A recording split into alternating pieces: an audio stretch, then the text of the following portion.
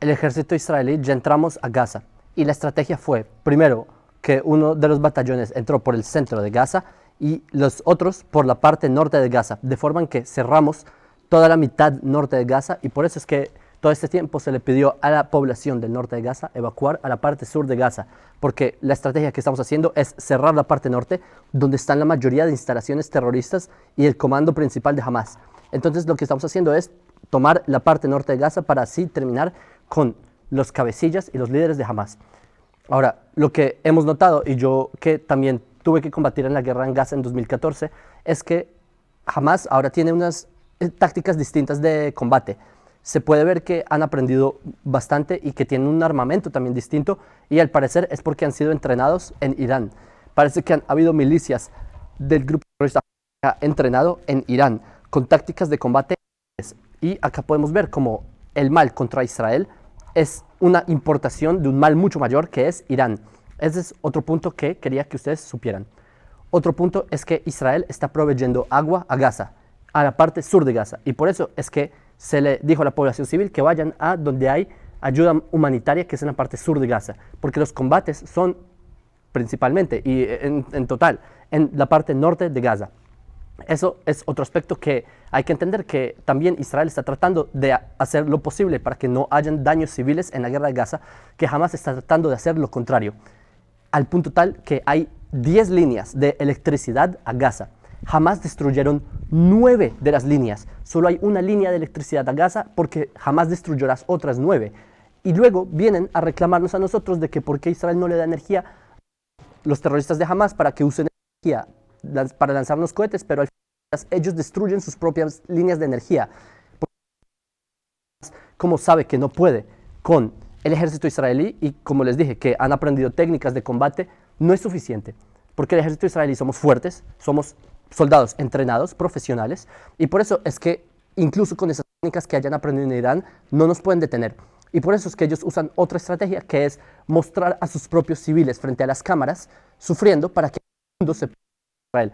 Pero ya la gente no come cuento, la gente sabe que Hamas es una organización terrorista que usa a su propia población como escudos humanos, y eso es lo que estamos combatiendo. Otro aspecto es combustible.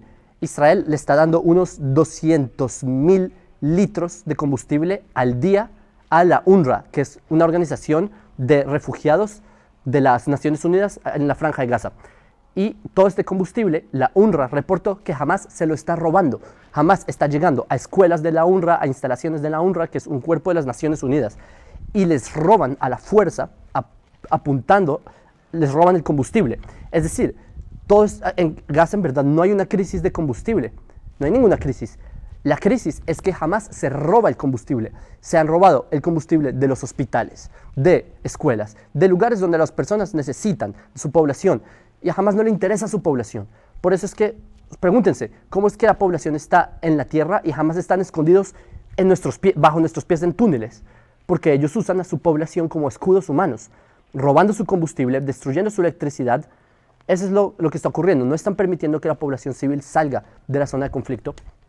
Y por eso es que si ustedes ven en las noticias que Israel cerró el agua, etc., Israel abrió agua en las zonas donde le dijo a los civiles que se muevan.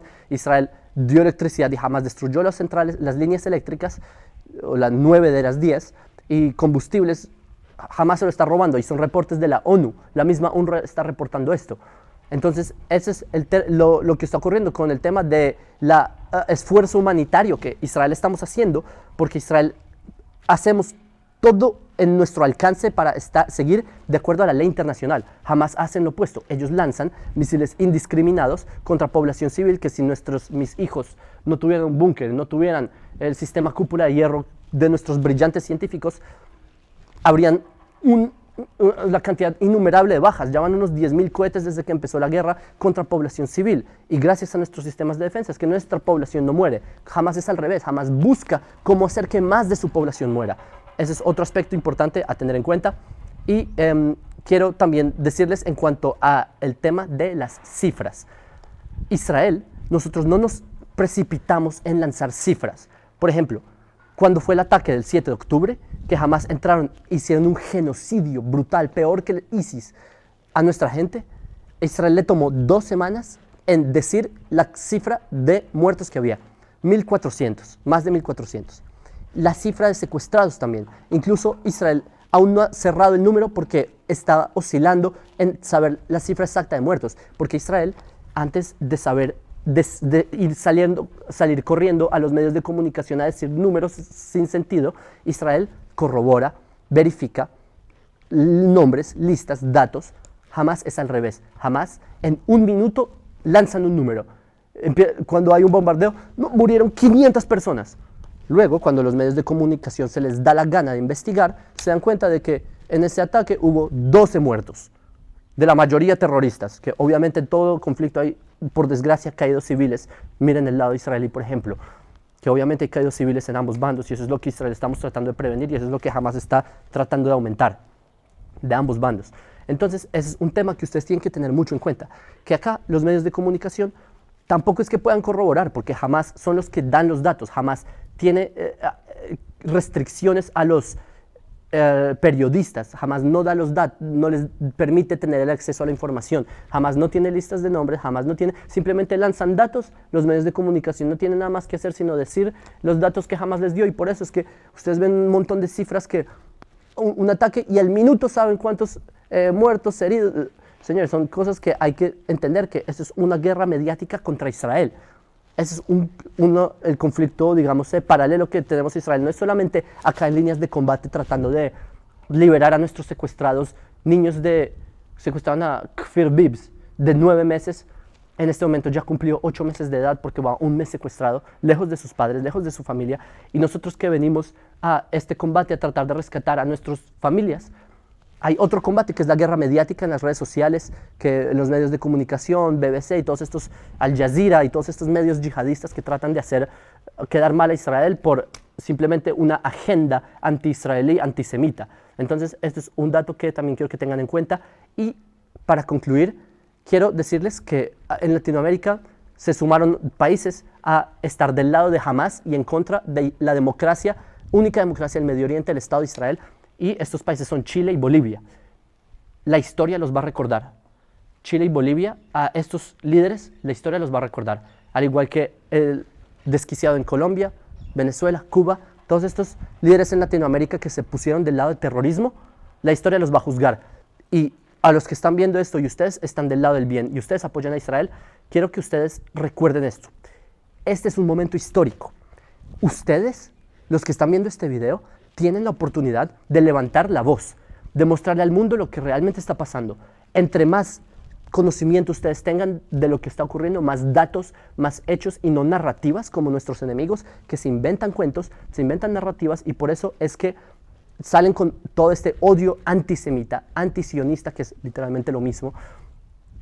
Salen porque tienen narrativas y no conocen los datos. Ustedes que conocen los datos, conocen la verdad, conocen los hechos, que acá en mi página, en otras páginas como Hatzad Hasheni, etc., ustedes pueden corroborar lo que está ocurriendo, y ustedes son los que pueden cambiar la narrativa de lo que está ocurriendo, con datos y con hechos. Ustedes pueden exigirle a sus líderes que se pronuncien, porque hay muchos líderes en Latinoamérica que no se han pronunciado, y también eso la historia los va a juzgar. La historia los va a juzgar por quedarse en silencio. Ustedes, como ciudadanos en América Latina, los que nos ven en Europa, lo que sea, pueden exigirle a sus gobiernos, si son democracias, me imagino, no como dictaduras como en Venezuela, etcétera, pero pueden exigirle a sus gobiernos que se pronuncien, porque la historia los va a recordar. La historia los va a recordar, y les aseguro que después de todo esto, la historia va a ver atrás y van a ver quiénes éramos los buenos de la historia y los que estábamos luchando contra un terror, una brutalidad que quiere acabar con todo lo que es la libertad humana, el bien. Esa oscuridad va a ser recordada como maldad, y los líderes que no se pronunciaron en contra de la maldad van a ser recordados. Los líderes del mundo que se pronuncien a favor, líderes me refiero a políticos, medios de comunicación, artistas, lo que sea, académicos, lo que sea, periodistas, que se pronuncien a favor del bien, es decir, en este caso, de Israel, serán recordados por toda la historia. Les aseguro que es así, porque así se ha visto a lo largo de la historia del pueblo de Israel, como los justos entre las naciones que salvaron a judíos, etc. Así será. Entonces, les digo a ustedes, no queden apáticos, no se queden como No, como en mi país se pronunciaron en contra de Israel, yo voy a estar de bajo perfil. Voy a estar de bajo perfil porque tengo miedo. Señores, Mishema'amin lo mefajed. El que tiene emuná no tiene miedo. Si ustedes tienen emuná en Hashem, ustedes conocen los datos, ustedes han llegado a la conclusión de cuál es el lado correcto de la historia, no hay nada que temer. No hay que tenerle miedo ni a dictadores ni a nada por el estilo. Besat Hashem, que logremos que este mundo sea mejor. Les envío un saludo desde Israel.